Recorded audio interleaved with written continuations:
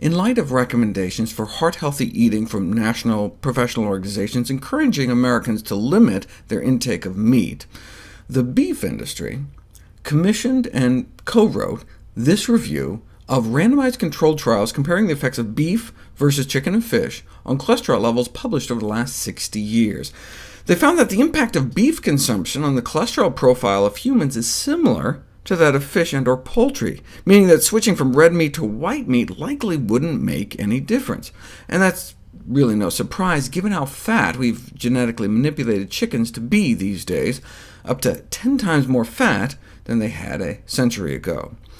So there's a number of cuts of beef that have less cholesterol-raising saturated fat than chicken there at the bottom.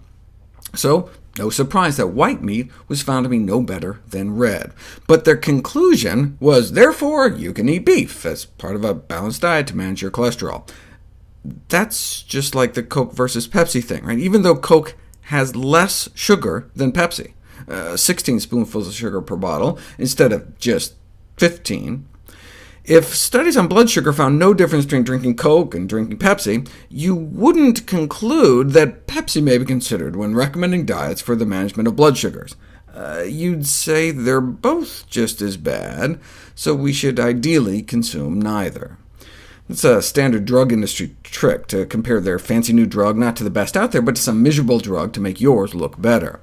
Note they didn't compare beef to plant proteins, like in this study, but I was surprised as I started reading this that they found no benefit to switching to a plant protein diet either. What were they eating? Plant protein diet on the left, animal protein diet on the right. Breakfast looks OK. Instead of a burger for lunch, the plant group got a kidney bean and tomato casserole and a salad, nice. And dinner, instead of another burger, just some boring vegetables. Why was the cholesterol of the plant group as bad as the animal group? Oh, because they had the plant protein group eating 3 tablespoons of beef tallow every day, 3 tablespoons of beef fat margarine. Well, no wonder.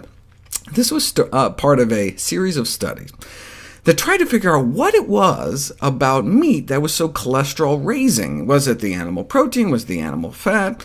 So they created these fake meat products made to have the same amount of saturated fat and cholesterol by adding extracted animal fats and cholesterol.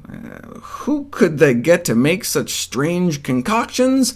The Ralston Purina Dog Food Company.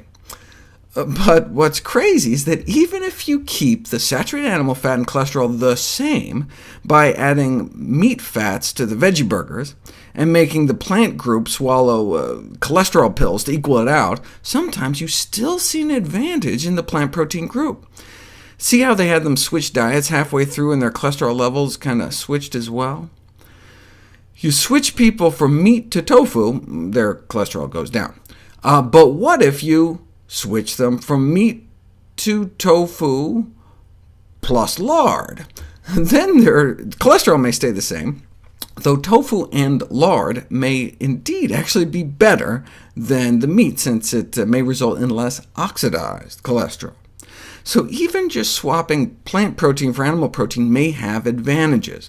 But if we really want to maximize the power of diet to lower cholesterol, we may want to move entirely towards plants. The standard dietary advice, cut down on fatty meat, dairy, and eggs, may lower cholesterol 5 to 10%, but flexitarian or vegetarian diets may drop our levels from 10 to 15%. Vegan diets 15 to 25%, and healthier vegan diets up to 35%, like this study, showing a 61-point drop in LDL cholesterol within a matter of weeks.